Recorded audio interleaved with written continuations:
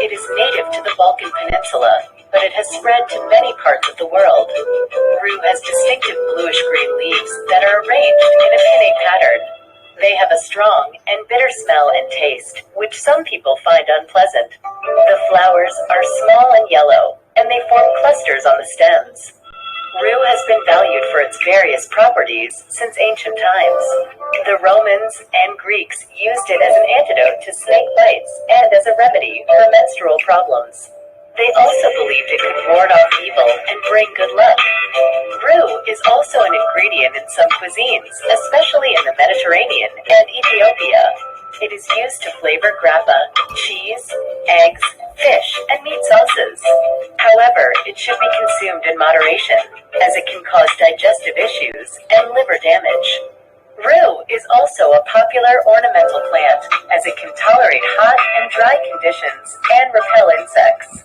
It is often planted as a low hedge or in nosegays. Some butterflies, such as the swallowtail, feed on its leaves and nectar. Rue has a symbolic meaning of regret and sorrow, as its name suggests. It is often associated with virginity and purity, but also with loss and repentance.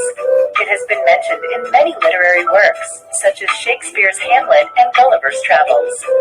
Rue is a plant with a rich and complex history, and a unique and striking appearance. It has many uses and benefits, but also some risks and drawbacks. It is a plant that deserves respect and caution, but also admiration and appreciation. Okay तो जो first इसका pick था उसमें देखा कि वो pinnate arrangement रहती है. पिनेट मतलब जो सेंट्रल लाइन है उसको सिमेट्री में दोनों तरफ से उसको लीफ रहते हैं. तो ये जो एक्यूरेट सिमेट्री रहती है उसको हम थोड़ा सा जो अपना रूटा रेमेडी है उसमें जो पिडेंट उसका कैरेक्टर है उसको थोड़ा कोरिलेट कर सकते हैं. और ये लास्ट में जो उन्होंने स्ट्राइकिंग और यूनिक अपीयरेंस देखा है उसको हम एक्सक्लूसिव कैसी है रूटा उसको थोड़ा याद रखने की कोशिश कर सकते हैं. अब यहाँ पे क्या बोला है कि ये जो प्लांट है वो deserve caution but also admiration and appreciation. Respect भी चाहिए. रिस्पेक्ट क्यों है? तो जैसे हमारे रिलीजन में तुलसी का महत्व है वैसे ही यहाँ पे जो रूटा का प्लांट है वो जो एंशिएंट टाइम में चर्च में होली वाटर में उसको डिप करके जो भी लोग आते थे वहां पे उनके सर पे स्प्रिंकल किया जाता था. अभी RUE रू मतलब क्या है? Regret.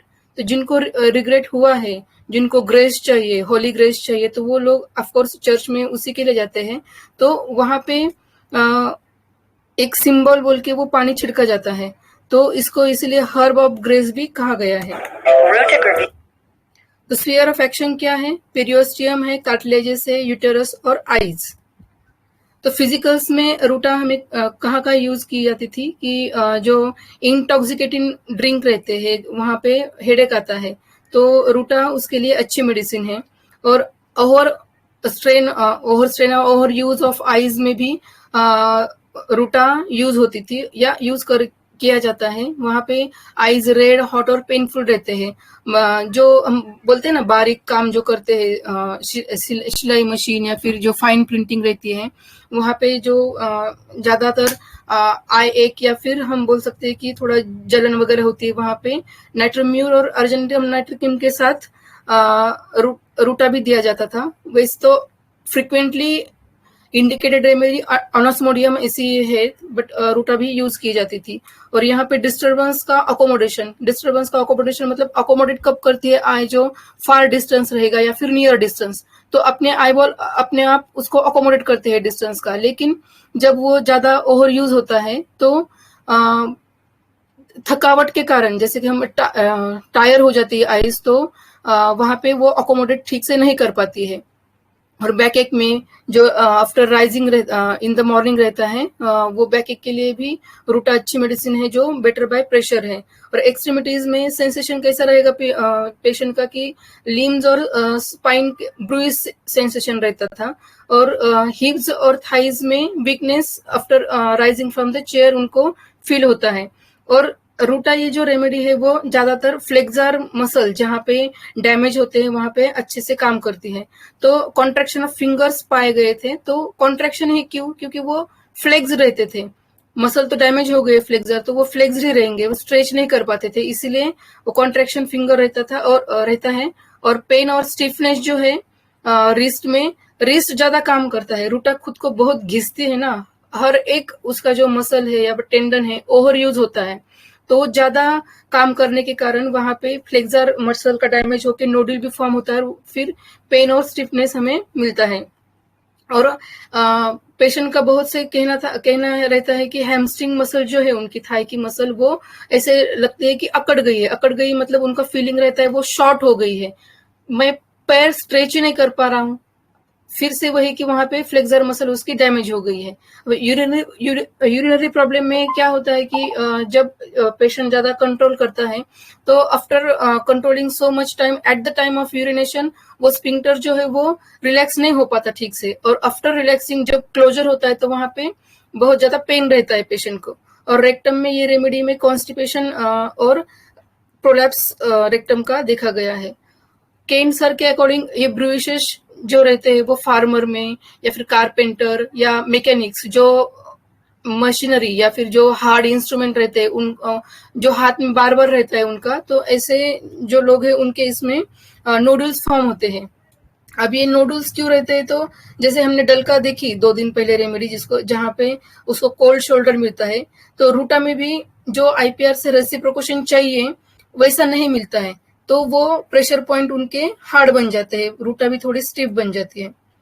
According to Michael Yakir plant evolution chart, Ruta comes in family Sapindales Rutaceae, तो ये 5th सब क्लास में है जहाँ पे स्कूल एज रहता है, अर्थ एलिमेंट वहां पे डिस्क्राइब किया गया है। तो ये जो सब क्लास है 5th सब क्लास, उसको परफॉर्मेंस प्रेशर कहा, परफॉर्मेंस प्रेशर का क्लास है ये।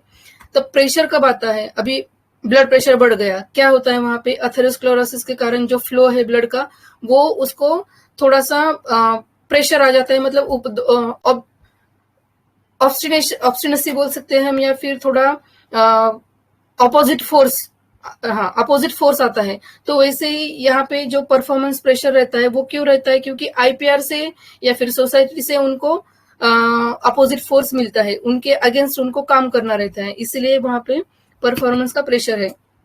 तो ये रूटासी फैमिली में जो फ्रूट्स है वो सिट्रस फ्रूट्स है, जैसे कि लेमन है, ऑरेंजेस है, तो हम उसका जूस कैसे निकलते हैं, उसको स्क्वीज करके, तो यही सेंसेशन पेशेंट्स में भी पाया गया है, स्क्वीज फीलिंग रहती है, ब्रोकन डाउन है, एग्जॉस्टेड है, क्योंकि वो निचोड़ गए हैं ना, पूरी उनकी एनर्जी निचोड़ के उनको रखा है तो वो पूरा एग्जॉस्ट हो जाते हैं। तो ये 5th सब क्लास की जो थीम है वो है आई वर्सेस यू, जो माइकल मैम ने दी है। तो हम इसे थोड़ा इजी करने के लिए अपने पढ़ाई के लिए हम थोड़ा इसको ही वर्सेस शी लेंगे। अभी ही वर्सेस शी मतलब क्या, कि हर एक इंसान में फेमिनाइन और मस्कुलाइन क्वालिटी रहती है, तो कैसे ये पूरा टशन है इसका हम आगे देखते हैं। तो ये 5th सब क्लास जैसे हमने अभी देखा कि आई वर्सेस यू है, तो ये स्कूल एज का है जहाँ पे पर्सन बाहर निकलता है, घर के प्रोटेक्शन या फिर घर का जो उसका कवच है उसके बाहर निकलता है एजुकेशन के लिए, फ्यूचर मतलब अर्निंग के लिए। तो बाहर जब जाते हैं तो उनको बहुत से इशू रहते हैं, जैसे कि मनी इशू है, हेल्थ इशू है, फ्यूचर स्टेबलाइज करने का जो उनका टेंशन रहता है या फिर प्रेशर रहता है। तो ये सब का जो अभी अर्थ एलिमेंट है ना, ये तो स्टेबिलिटी चाहिए यहाँ पे, तो वर्क और स्टेबिलिटी पाने के लिए जो वर्क और प्रोडक्टिविटी चाहिए उसका प्रेशर हम ये पूरे सब क्लास में देखते हैं। तो ये बाहर जब जाते हैं तो उनको सोसाइटी में खुद का प्रेजेंटेशन देखना है या फिर सोसाइटी में सर्वाइव करने के लिए वहां पे सुपर ईगो डेवलप हो जाता है। तो सुपर ईगो क्या करता है, जो कंसाइंस है या फिर जो मॉरल सेंसिटिविटी है इंसान की, उसको थोड़ा सा वो फाइनलाइज या फिर पॉलिश करता है। इसी के कारण थोड़ा सा जब हम घर में थोड़ा हमारा बिहेवियर अलग रहता है और बाहर थोड़ा हम एकदम से सोफिस्टिकेटेड जैसे फील करना पड़ता है हमें, कि कुछ दूसरा इश्यूज ना हो जाए इस हिसाब से। तो फोकस कैसे रहेगा ये क्लास का, थोड़ा अपना परफॉर्मेंस से रहता है। तो परफॉर्मेंस पे अगर फोकस करना है आपको तो क्या करना पड़ेगा कि जो आपके इमोशंस है उनको थोड़ा साइड में रखना पड़ेगा। तो इमोशनल साइड ये सॉफ्ट साइड बोलते हैं हम, और जो मस्कुलाइन साइड या फिर जो रिजिड साइड बोल सकते हैं हम, वो थोड़ा इंटेलेक्चुअल के साइड जाती है। तो हर एक इंसान जो बाहर निकलता है उसको घर को प्रोटेक्ट करना है, खुद को प्रोटेक्ट करना है, तो उसको थोड़ा स्ट्रांग बनना पड़ता है। उसी के लिए उसकी मस्कुलाइन जो भी क्वालिटी है वो डोमिनेंट हो जाती है, और फेमिनाइन क्वालिटी वो वहां पे सप्रेस हो जाती है। वही भी अभी मेल पेशेंट होगा तो हम थोड़ा सोच सकते हैं कि हाँ ये एक फ्लो में है, लेकिन जब फीमेल पेशेंट रहती है तो इसमें हम ज्यादातर ये देख सकते हैं। फियर ऑफ एक्शन हमने देखा, लेकिन उसके पीछे की वो सिम्टम आने के पीछे की जो साइकोलॉजी है थोड़ा हम वो रिलेट करने की कोशिश करते हैं। तो ग्रैंड सर कहते हैं कि मेंटली और फिजिकली ये बंदा एकदम इनफ्लेक्सिबल है, रिजिड हो गया है। और ज्यादातर वो रिजिडिटी किस में दिखेगी, उसकी वर्क के प्रति और ऑब्लिगेशन रिलेटेड। ऑब्लिगेशन मतलब अभी थोड़ा आगे है वो, तो वो ये पीपल काम कैसे करते हैं एकदम इंटेंसिवली, जैसे कि मशीन एकदम ऑटोमेटिकली काम कर रही है ना स्टिफ होके, तो उनको इमोशंस थोड़ा बाजू रहते हैं।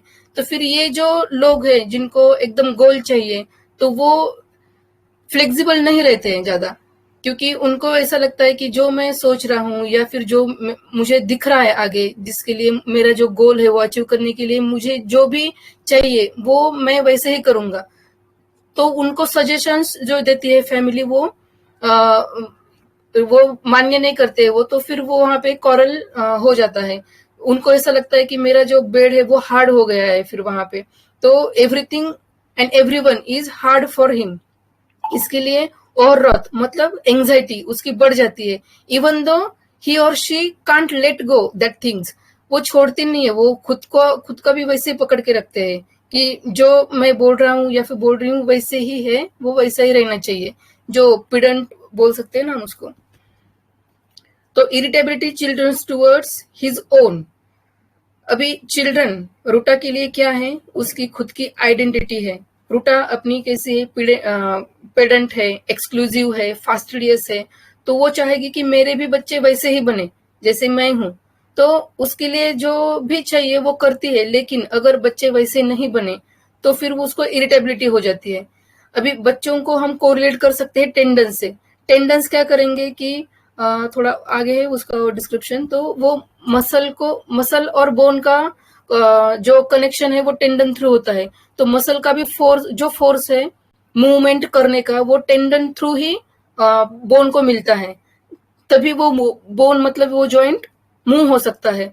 तो जो बच्चे हैं रूटा के, वो टेंडन को कोरिलेट करके अगर हमने देखा कि बच्चे जब रूटा का कहना मानते नहीं है, उसके जैसे जो सिखाया है उसने या फिर जो जैसा चाहती है वैसा बनते नहीं है, तो फिर वो टेंडन वहां पे टीयर हो गया है। अभी ये जो काम करते हैं वो ड्यूटी उसकी एकदम रिजिड रहती है, और वहां पे अगर कुछ भी इंटरफेरेंस या फिर डिस्टरबेंस आता है तो वो उसको पेन लगता है। तो ये पेन हमें कहाँ जाके मिलेगा, मसल में पेन रहता है, जैसे कि वो हर्ट हुई मसल, ऐसा पेशेंट को लगता है, वो वहां पे पेन उसको आ जाता है। और जो ऑब्लिगेशन लेके मतलब जैसे इनकी ही मॉरली या फिर लीगली रिस्पॉन्सिबिलिटी घर वालों की केयर करना इनकी ही है जैसे रिस्पॉन्सिबिलिटी, ऐसा वो काम करते हैं और खुद को ओवर स्ट्रेन करते हैं। और यही पेन जब कंटिन्यू रहता है तो आगे जाके वो खुद वीक बन जाते हैं, और फिर वहां पे लिम्स में पैथोलॉजी मैनिफेस्ट होती है। अभी कैसे मैनिफेस्ट होती है पैथोलॉजी, अभी अगर कार्पल टनल सिंड्रोम हम देखते हैं तो वो कैसे, वहां पे क्या होता है कि जो भी पेशेंट है वो कोई भी चीज ग्रास्प नहीं कर पाता है, नमनेस रहता है ना हाथ में पूरा। तो वहां पे मेन क्या होता है, मेडियन नर्व जो है, जो सेंसेशन पूरा कैरी करती है, तो वो नर्व ही उसकी नम हो जाती है या फिर काम नहीं करती है। क्यों? क्योंकि वो वहां पे दब गई है। क्यों दब गई है? क्योंकि वहां के जो फ्लेक्सर मसल है पूरे स्टिफ हो गए हैं, डैमेज हो गए ज्यादा काम कर करके, इसलिए वो नर्व पूरी कॉम्प्रेस होने के कारण नमनेस आता है और वो कार्पल टनल सिंड्रोम आता है। लेकिन उसके पीछे पेशेंट का थिंकिंग प्रोसेस क्या होगा जो आगे जाके ये डिसीज में गया या फिर पैथोलॉजी में गया, कि वो जब काम करती है, बेबी को कैरी करना, काम में जो भी लिफ्टिंग के काम होंगे, क्योंकि हाथ से तो ज्यादा हम यही करेंगे ना जहाँ पे उसको फोर्स लगेगा, प्रेशर लगेगा। तो ये काम करते समय आईपीआर का उसको सपोर्ट नहीं मिलता है। सपोर्ट नहीं मिलता है तो उसका फीलिंग क्या रहेगा, अरे यार क्या है ये, मुझे ही करना है, हर एक चीज मुझे ही करनी है, अपने खुद पे वो जो काम करना है तो फिर वो थोड़ा वर्क हार्ड करती है, क्योंकि मुझे घर का भी काम करना है और मुझे मेरा जो गोल है, जो मेरी डिजायर वो भी कंप्लीट करनी है। तो इसलिए वो ज्यादा और काम करती है।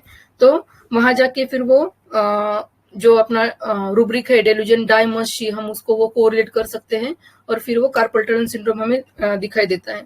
तो एफिनिटी फॉर पेरियोस्टियम, पेरियोस्टियम क्या करता है, जो नर्व्स और सर्कुलेशन मतलब ही न्यूट्रिशन बोन को पहुंचाता है। तो अगर आईपीआर से इसको कुछ नहीं मिल रहा है, न्यूट्रिशन जो चाहिए, वार्मथ चाहिए, प्यार चाहिए, वो नहीं मिल रहा है, तो फिर वहां पे जाके वो पैथोलॉजी हमें मिलेगी। और टेंडन और लिगामेंट, टेंडन क्या करेगा, मसल और बोन को ज्वाइन करता है, और लिगामेंट बोन टू बोन जो ज्वाइंट उसका पूरा करता है।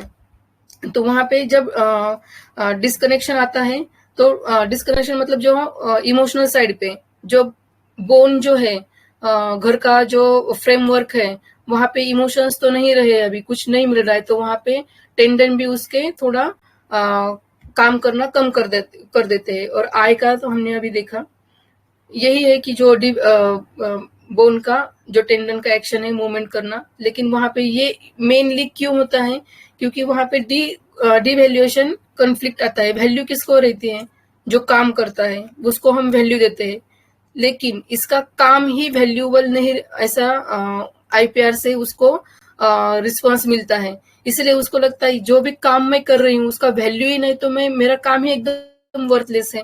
इसीलिए वो वहां पे टेंडन का डिस्कम्फर्ट आता है। और टेंडिनाइटिस भी वही है कि डिवैल्यूएशन कॉन्फ्लिक्ट है, और जब टेंडन रप्चर होता है मतलब वो रिलेशनशिप ब्रेक हो गई है। अभी ये जो फिफ्थ सब क्लास है, कॉलम है, तो ये पूरा लर्न करते हैं बाहर जाके how to connect the people. अभी हमने देखा है कि कम्युनिकेटिव में रूटा है, तो फिर ये कनेक्ट क्यों नहीं कर पाती, ऐसा क्यों दिया है यहाँ की ability to connect is affected, क्योंकि ये उनके साथ कनेक्ट करने का थोड़ा उसका डिफिकल्टी रहता है, जिनसे उसका इमोशनल पूरा ड्राई हो गया है, जो आईपीआर है। तो इमोशनल और फिजिकल स्टिफनेस के कारण जो मेल और फीमेल इंटीमेसी रहती है वहां पे बहुत ज्यादा डिफिकल्टीज आती है। और फिर जो इस रेमेडी में हमने मिसकैरेजेस भी देखे हैं, एबॉर्शन भी देखे हैं। तो ये सब क्यों होता है, क्योंकि प्रेगनेंसी ये फेमिनाइन कैरेक्टर का एक पहलू है, जहाँ पे फेमिनाइन सॉफ्ट कॉर्नर है। प्रेगनेंसी को कैरी करने के लिए जो भी एनवायरनमेंट चाहिए, सॉफ्टनेस चाहिए, वो वहां पे रिजिडनेस हो गया है, तो ये तो नेचर के अगेंस्ट हो गया, इसीलिए ये माल फंक्शन मतलब मिसकैरेज हो जाता है। तो एक मिनट,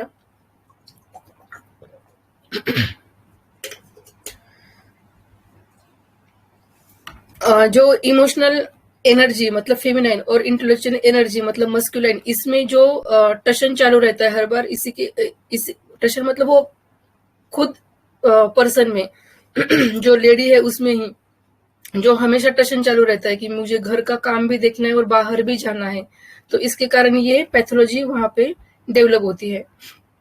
और ये मेन जो भी रहते हैं वो भी बहुत सस्पिशियस रहते हैं, इनफ्लेक्सिबल रहते हैं, क्योंकि एक डेल्यूजन डिसीव्ड बीइंग में है रूटा, तो ये साइकिल में रहती है हमेशा। हम आगे देखेंगे डेल्यूजन के इसमें कि ये साइकिल रहता है, ये कोई तो उसको बुलाएगा हेल्प के लिए, डेल्यूजन कॉल समवन कॉल्स, ये जाएगी, फिर डिसीव होगी, फिर से वो थोड़ा इनडिफरेंस नहीं एकदम, बट डलनेस में, या फिर अब थोड़ा ये करेगी, कॉशियस रहने की कोशिश करेगी, लेकिन वो फिर से कोई बुलाएगा, फिर से जाएगी।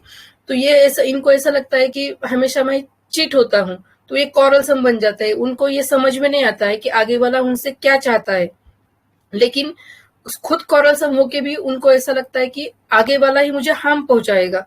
तो ये सिवियर रिजल्ट है स्प्लिट पर्सनालिटीज की, कि खुद कॉरलसम होके भी उसको ऐसा लगता है कि आगे वाला ही मुझे हार्म पहुंचाने वाला है। ये फिर बाद में कंप्लेंटिंग में जाएंगे, डिसकंटेंटेड रहेंगे खुद से भी और लाइफ से भी, इसीलिए लोदिंग ऑफ लाइफ में जाते हैं। और जो एक्सट्रीम कंडीशन रहेगी वहां पे थोड़ा कंपल्सिव थॉट्स इनमें आते हैं, पैनिक अटैक आते हैं, जहां से वो चाहते हैं कि मुझे कोई तो बाहर निकाले, लेकिन आईपीआर से वो सपोर्ट उनको मिलता नहीं है।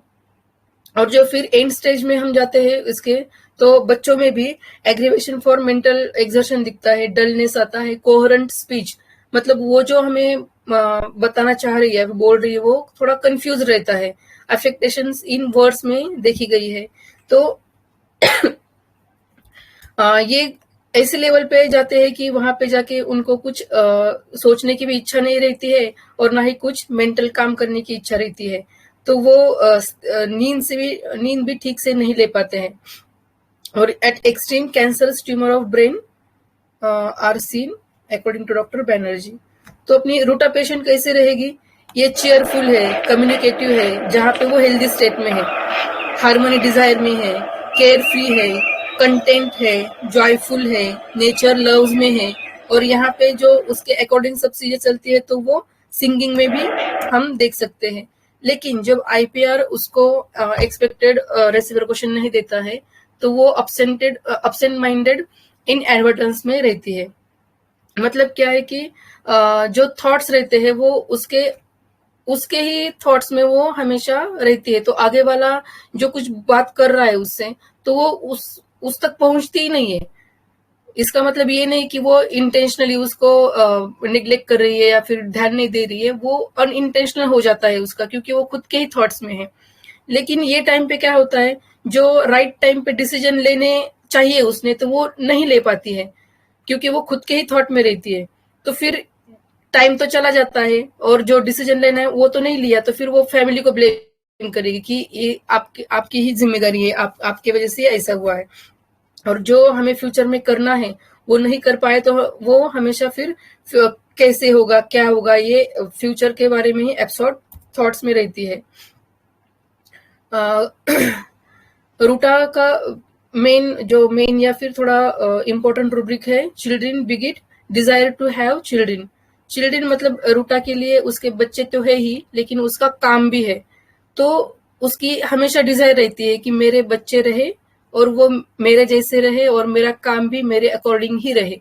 लेकिन ये जब नहीं होता ऐसे, उसके बच्चे ना उसके अकॉर्डिंग चलते हैं, ना फिर वैसे बनते हैं, और काम भी अगर नहीं होता है, तो वो फिर में जाएगी।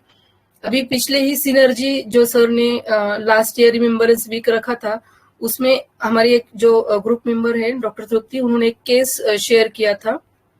एक लेडी थी जो दूसरे स्टेट से महाराष्ट्र में आई थी काम करने के लिए, सिर्फ काम करने के लिए, क्योंकि उसका जो हस्बैंड है वो ड्रिंक करने के कारण कुछ कमाता तो नहीं था, लेकिन पूरा पैसा भी वो वेस्ट करता था। तो बच्चों का भी अभी हम देखते हैं कि इम्पेशंस चिल्ड्रन अबाउट में है, लेकिन फिर भी वो बच्चे वहां पे रख के आई थी वो गांव में। तो हमें ऐसा ही लग रहा था कि अरे हम ऐसा कैसा रूब्रिक ले सकते हैं, तो बच्चे तो यहाँ लिए, लेकिन वो काम किन के लिए कर रही, बच्चों के लिए कर रही थी ना। और जब उसको पता चला कि मेरा हस्बैंड जो है वो पैसा सिर्फ उड़ा रहा है, तो मेरा बच्चा भी वैसे उसी जैसा ना हो जाए, उसलिए फियर कंटेजियन लिया था डॉक्टर ने वो रूब्रिक। तो वहां पे उसने उसको हॉस्टल में भी रखा था। मतलब वो इतना थोड़ा स्ट्रॉन्ग डिसीजन भी ले सकती है कि तू दूर रहे, अच्छा रहे, खराब ना हो जाए। लेकिन आगे जाके अपना एक रूब्रिक आएगा, वो बच्चा भी थोड़ा बड़ा होने के बाद थोड़ा उसके पापा के जैसे ही बना, तो वो फिर उसका जो पूरा उसने फ्यूचर प्लानिंग की थी कि हाँ वो बच्चा ऐसा बनेगा वैसा बनेगा, वो जो उसका प्रेगनेंसी पीरियड था वो आगे जाके थोड़ा एबॉर्शन में तब्दील हो गया। तो contradictory actions are contradictory to intentions. वो जो करना चाहती है, कहना चाहती है, वो थोड़ा एक साथ नहीं चलता है। तो सहगल सर ने अच्छे से एक्सप्लेन किया है, she is not aware of her actions and words whether they are conveying the same sense which she wants to. Instead of getting sympathy and redressals of her grievances, she gets accusations of being unreasonable and crazy. तो IPR उसको समझता नहीं है, IPR को लगता है कि वो हमें कमांड दे रही है या फिर हमें डोमिनेशन में रखने की कोशिश कर रही है। लेकिन वो कहती है कि नहीं, मुझे ऐसा नहीं कहना। तो सर ने यहाँ पे ऐसे समझाया कि ये जो उसका एक्शन है और जो वो बोलती है इंटेंशन है उसका, वो एकदम अपोजिट है। Actions are contradictory to her intentions. तो एंजाइटी के भी बहुत से रूब्रिक्स में है रूटा। एंजाइटी डार्क इन, क्या होगा, कैसे होगा। ज्यादातर हमारे पेशेंट्स में ये रूब्रिक हमें जल्दी मिलता है कि पेशेंट क्या कहते हैं कि अभी आगे क्या होगा, ये क्यों हुआ, मैंने तो कुछ खाया नहीं है, ना घी का कुछ खाया है, ना ही कोल्ड ड्रिंक ली है, फिर भी मुझे सर्दी खांसी क्यों हो गई डॉक्टर। तो ये उसका से उसके काम पे प्रति भी हमेशा वो एंजाइटी में रहेगी अगर उसको सॉल्यूशन नहीं मिलता है। जहां पे सॉल्यूशन मिलता है वो अच्छे से काम करती है, और अगर नहीं मिला सॉल्यूशन तो वो डिस्पेयर में भी जा सकती है। एंजाइटी व्हेन ओवरहीटेड, ओवरहीट कब होता है, हीट कब होता है, पहले तो जब फ्रिक्शन होता है दो चीजों में या फिर दो व्यक्ति में। व्यक्ति मतलब अगर फ्रिक्शन मतलब झगड़ा हो गया तो क्या होगा, वहां पे जो भी एनवायरमेंट है पूरा हम बोलते हैं ना कि गर्मा गर्मी चल रही है वहां पे, तो वो ओवरहीट होता है, पूरा सिरा रहे हो तो फिर ये उसको हार्मनी तो चाहिए, तो वो कैसे मैनेज करेगी इसको लेके उसकी एंजाइटी बढ़ जाती है। Anxiety from sitting while stitching in spine. अभी स्टिचिंग इन स्पाइन, स्पाइन क्या है, अपना बैकबोन है, सपोर्ट सिस्टम है, और वहीं पे चुभन है, और उसको निकालने के लिए अगर इसने कुछ किया नहीं, बैठी ही रही, तो उसकी एंजाइटी बढ़ जाती है। Anxiety from doubt about success, जहां उसको काम कर रही हूं और उसको डाउट आ रहा है कि अरे मेरा ये काम सक्सेसफुल होगा या नहीं। जैसे कि हम देखते हैं बहुत से नए डॉक्टर्स अगर ओपीडी ज्वाइन करते हैं तो उनमें ये सिम्टम ज्यादातर देखने को मिलता है कि अरे पेशेंट्स आएंगे क्या मेरे पास, आए तो मैं ट्रीट कर पाऊंगी उनको अच्छे से, रिजल्ट मिलेगा मुझे। तो ये जो एंजाइटी रहती है ये रहती है due to doubt about her success. Ruta का और एक मेन रूब्रिक है एक्सक्लूसिव टू। एक्सक्लूसिव मतलब क्या है कि वो लिमिटेड एडिशन रहती है, हमारी शाखा कहीं पे भी नहीं है, हम सिंगल शाखा वाले हैं। तो यहाँ पे ये जो उनका है वो कहीं पे भी डिवाइडेड या फिर किसी के साथ शेयर नहीं होता है, मतलब वो कैसा है, अनकॉमन है, स्पेशल है। तो ये जो क्वालिटी है रूटा की एकदम स्पेशल है। कैसे स्पेशल है, तो you must be stronger than your strongest excuse. अगर मुझे बाहर जाके काम करना है और मेरा स्ट्रॉन्गेस्ट एक्सक्यूज क्या है, घर में मेरे बच्चे हैं, मेरी जिम्मेदारी टुवर्ड्स माय फैमिली है, तो अगर ये स्ट्रॉन्गेस्ट एक्सक्यूज है, मुझे बाहर जाने के लिए रोक रहा है, तो मुझे इससे भी स्ट्रांग बनना पड़ेगा, क्योंकि मुझे जो मेरा इच्छित कार्य है वो करना है। इसलिए जो एक्सक्लूसिवनेस चाहिए ये सब लाने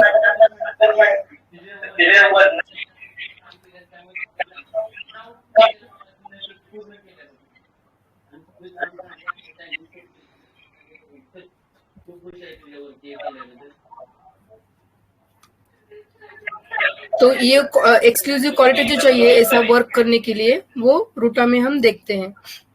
light desire for to be in sunshine. तो ये जो दो पिक है इसमें एक में तो आर्टिफिशियल लाइट है और दूसरे में हम सनशाइन देख रहे हैं। तो सनशाइन में कैसे दिखता है हमें, हेलो, सनशाइन में sunshine, hello ma'am natural light दिखती है। क्या हुआ मैम सनशाइन में बहुत ज्यादा उजाला होता है। अच्छा, किसी का माइक ऑन है शायद इसलिए मैंने पूछा। हाँ, बोलिए ना सर, आप बोलिए। आप कंटिन्यू करो।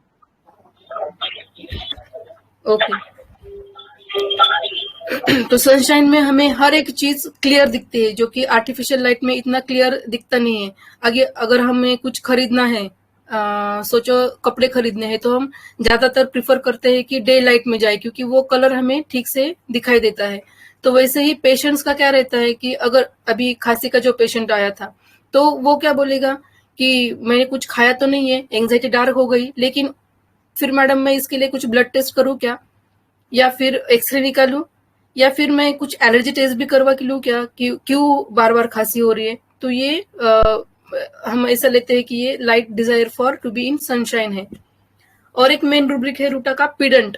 पिडेंट क्या है कि excessively concern with minor details और रूल्स।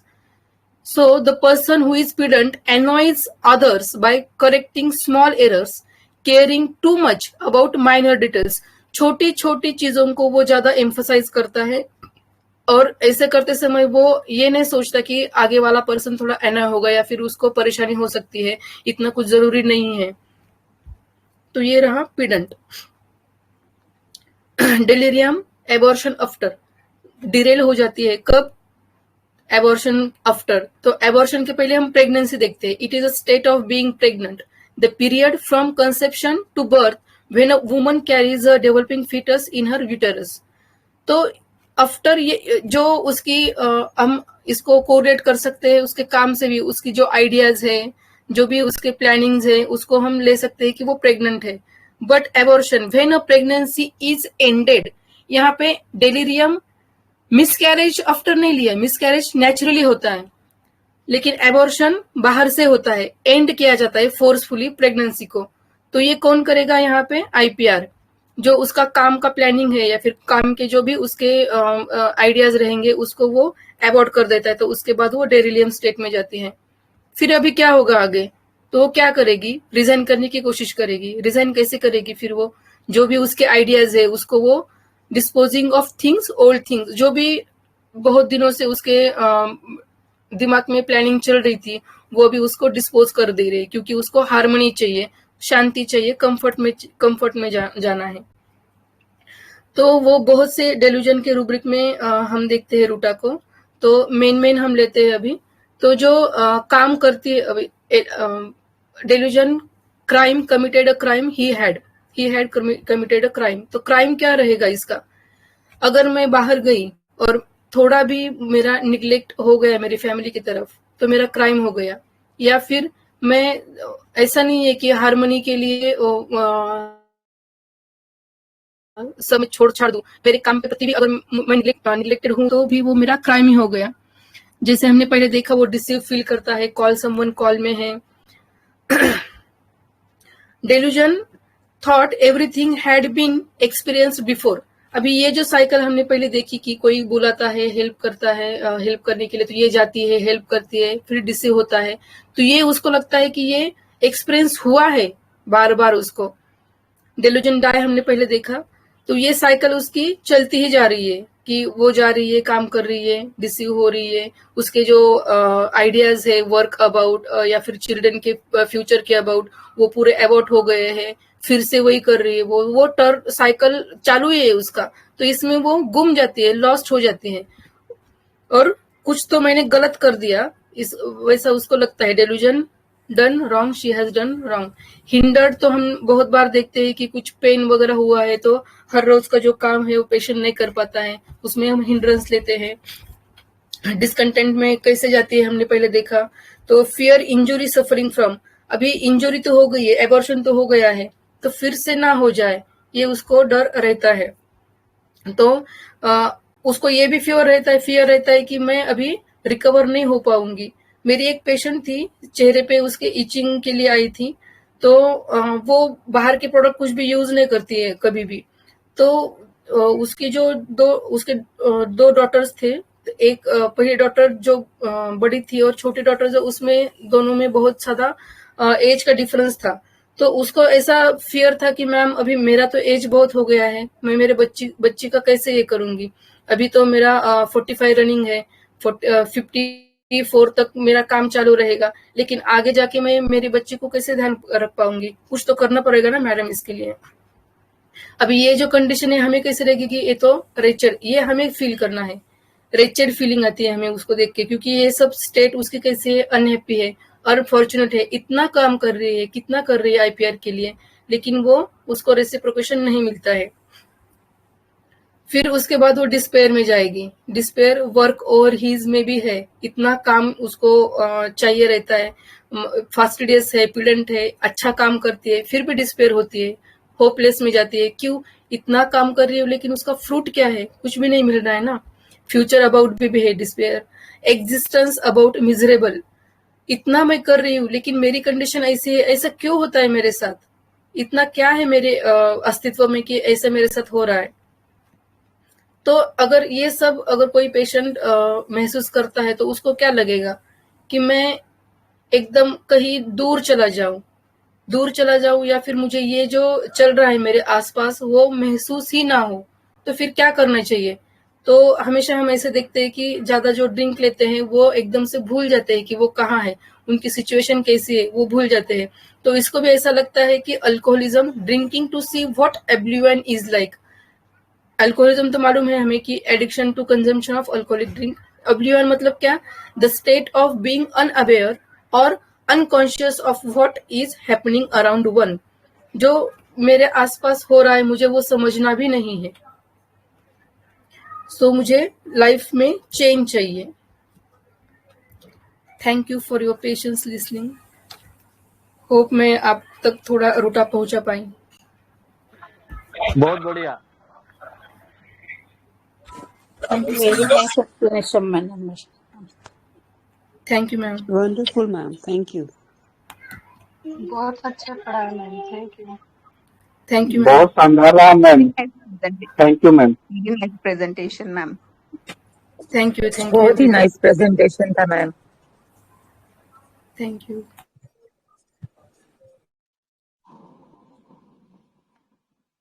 डॉक्टर दीप्ति, आपने मतलब वीडियो भी ऑन नहीं किया और इतनी जल्दी खत्म हो गया। सर आपका काम हल्का किया बहुत। क्या बोले? आपका काम बहुत हल्का किया। मेरा कुछ बहुत फास्ट दिया। अच्छे से सब लोगों को रूटा अंडरस्टैंड हो गया। जेट प्लेन उड़ाया, जल्दी खत्म किया सर के हिसाब से। बहुत बढ़िया। अरे नहीं, मेरे हिसाब से कुछ नहीं। आज तो मैं कुछ नहीं बोलूंगा। आज मैंने डिसाइड किया था कि आज मैं कुछ नहीं बोलूंगा। चलो डॉक्टर सीमा, आपके लाइन पे तो चलो रूटा के बारे में कुछ तो भी बता दीजिए आप ही थोड़ा सा। देखिए मैं तो अभी अभी ज्वाइन हुई थी, मैं तो सॉरी मिस कर गई आज। मुझे रूटा के बारे में थोड़ा ध्यान है कि रूटा के बारे में देखिए कई चीजें हम लोगों को समझ आती है ना, वो हम लोग फैसिलिटी ध्यान रख सकते हैं। रूटा जो है जैसे एक fear age of the age में भी पड़ी हुई है कि यार ये कोई उम्र है हमारी, इस उम्र में ऐसा हो गया।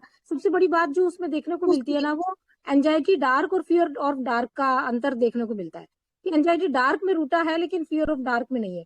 मेरा एक केस ऐसा था कि उसमें क्या था कि उस लेडी रात को ही मुझे फोन किया और मुझे बोली अभी दिखाना है मुझे। तो मैंने कहा कि भाई अभी क्यों, इतनी इमरजेंसी क्या है, सुबह दिखा लेना। बोले नहीं मुझे अभी दिखाना है। नहीं अब हंस के बोल रही है, नहीं मुझे अभी दिखाना है। मैंने कहा भाई ठीक है भाई, अभी मैं खाना खा रही हूँ, आप आ जाओ। तो मैंने कहा हुआ क्या? तो बोले हमारे पड़ोस में थी तो वो उसके दर्द होता रहता था ऐसे हाथ में, वो चेस्ट तक आता था और फिर उसके बाद में तो मैंने कहा उससे क्या तकलीफ हुई? बोले उसके भाई के भी ऐसा ही होता था, अभी क्या हुआ उसके भाई की डेथ हो गई और उसके छोटे छोटे बच्चे हैं। वो जब मेरे पास आई, जब मुझे वो बताने लगी कि अभी उन छोटे छोटे बच्चों का क्या होगा, रोने लग गई लिटरली। तो horrible thing, sad stories affect हर प्रोफाउंडली, मिसफॉर्च्यून वाला जो रूब्रिक है मैंने उसी से एंट्री की थी कि भाई वो उसके दुख को, कि उसके छोटे बच्चे हैं, बीवी अकेली है, बच्चों को कैसे पालेगी, वो कैसे पेट भरेंगे। अरे मैंने कहा भाई तेरे को क्या चिंता हो रही है?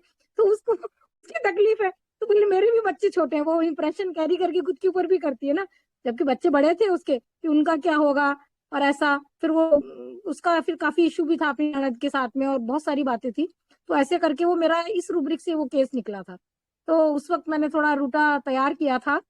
तो उसके बाद में और भी है, जैसे मान लो हमारा ये सिंपैथेटिक भी होता है रूटा, और लोगों के लिए भी करने वाला होता है। तो ऐसे करके सब बहुत सारी चीजें हमने इसमें रेडी की थी। तो मैं अभी इतना ही बोल रही हूँ। Thank you sir. सुनाई नहीं दे रहे हो? तो पिछले साल डॉक्टर तृप्ति ने एक बहुत अच्छा केस लिया, किसी को याद है क्या? डॉक्टर तृप्ति है क्या इसमें? किसी को याद आ रहा होगा तो प्लीज शेयर कीजिए। हाँ किसी को सर, याद है? जो घर में काम करती थी ना शायद वो, हाँ हाँ हाँ, वही वही वही उसका याद है? हस्बैंड वराट था और उसका लड़का भी उसके जैसे ही बन रहा था, वो वराट के जैसा, उसके पापा के जैसा। वो टेंशन था उसको। हाँ, वही उसको वो टेंशन था कि वो ये सोच रही थी कि मैं दिन भर रात भर मेहनत करके मुझे मतलब इतना घंटे काम करके मैं ये बच्चे को अभी कोशिश कर रहे हो कि यार ये बच्चे को उसका मतलब उसकी संगति का असर ना पड़े, ठीक है, पीयर इन्फेक्शन ऑफ, वो भी एक कि ये बच्चा ऐसे गंदा ना बन जाए वो हेरेट के जैसे।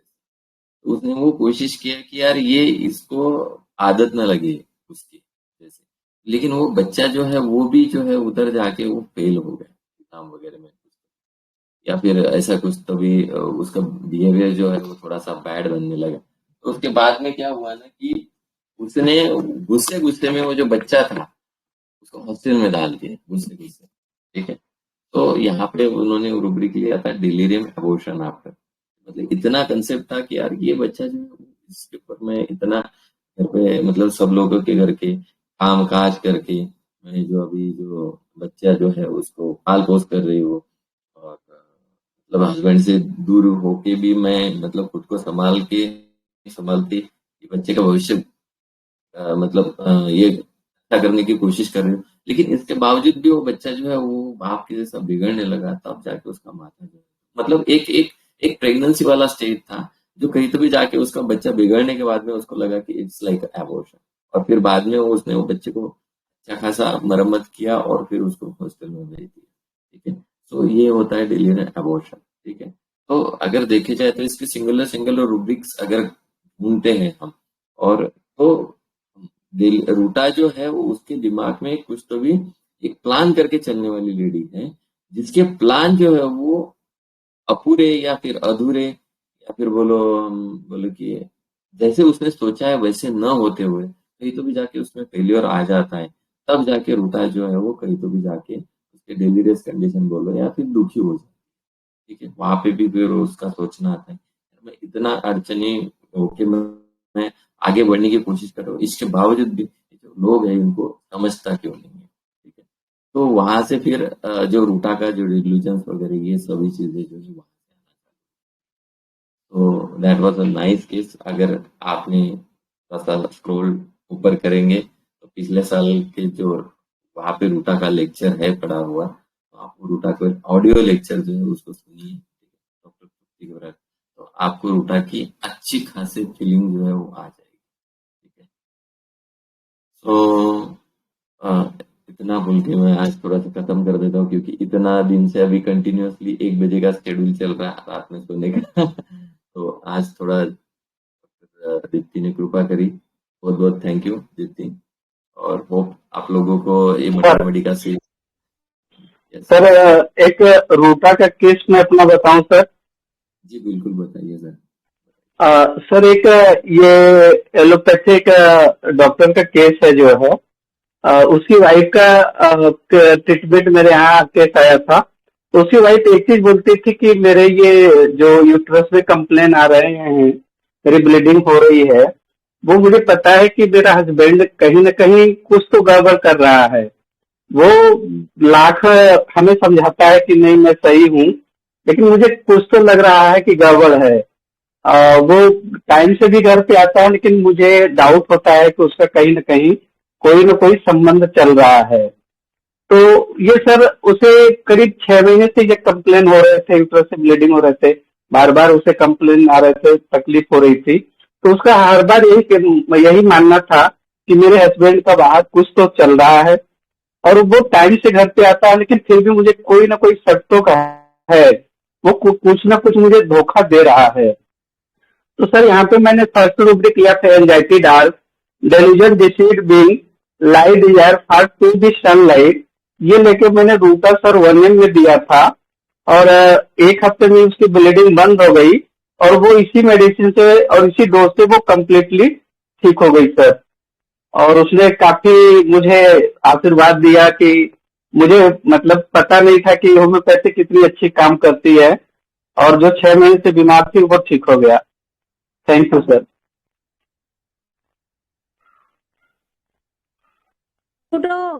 सर म्यूट हो। यस आया है। हाँ अभी 3-4 दिन पहले वो एक्यूट केस था, और उसके जो रिजल्ट मिले वो 5 to 10 मिनट्स में मिले, ठीक है। जैसे ही उसका फर्स्ट फॉलोअप आ जाएगा मैं आपको केस दिखा दूंगा। तो होम्योपैथी कितना फास्ट काम करती है ये फिर हमें समझ में आ जाएगा। अभी जब एक्यूट्स के जब आएंगे तो वो टाइम पे आप लोग देखेंगे, लाइव ओपीडी जब करेंगे वही पेशेंट को बिठाना होता है और 10-15 मिनट में उसके रिजल्ट देखने होते हैं। वो भी आप लोगों को बहुत मजा आ जाएगा। जैसे ये जून जुलाई में एक्यूट का एक पीरियड चालू हो जाता है, वो टाइम पे हम लोग कोशिश करेंगे हफ्ते में एटलीस्ट एक दिन तो भी लाइव ओपीडी करने की, ठीक है। फिर फीवर के केसेस, निमोनिया, डायरिया, डिसेंट्री, जितने सारे केसेस रहते हैं इंक्लूडिंग डेंगू वगैरह, सभी केसेस आपको देखने के लिए मिल जाएगा, ठीक है। चलो इसी के साथ विदा लेते हैं और वेरी नाइस सर, अभी आप विदा लो, नहीं तो फिर अटक जाओगे हमारे चक्कर में। डेफिनेटली। तो कल एक दवाई के साथ में डॉक्टर सोनाली आएंगे हमारे साथ में, ठीक है।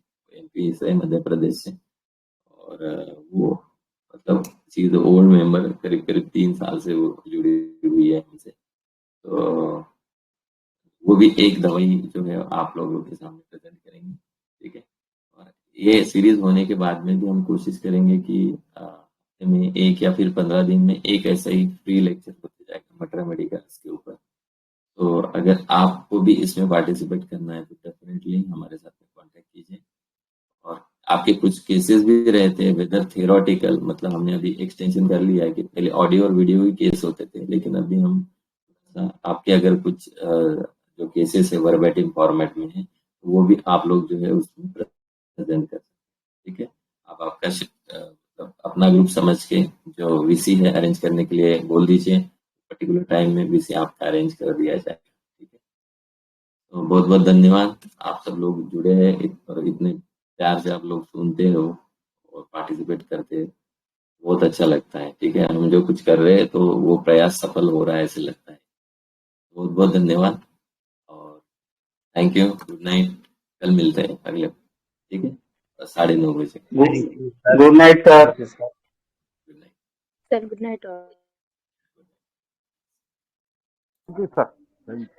Night sir, thank you okay okay. Sir. जो भी कुछ आपके फ्रेंड्स होंगे, स्टूडेंट्स होंगे, तो उनको बोल दीजिए, उनका ग्रुप में लिंक शेयर किया रहता है, लिंक शेयर कर दीजिए, उनको भी बोल दीजिए ज्वाइन करने, ठीक है। और ये जो कुछ अपने लेक्चर्स हुए हैं वो भी अभी थोड़े ही दिनों में यूट्यूब का इनसाइड होम्योपैथी का एक चैनल शुरू हो जाएगा, तो वहाँ पे आप ये जो है सभी लेक्चर्स जो है वो सुन पाएंगे, ठीक है। Okay, good night. Thank you sir, thank you ma'am. Good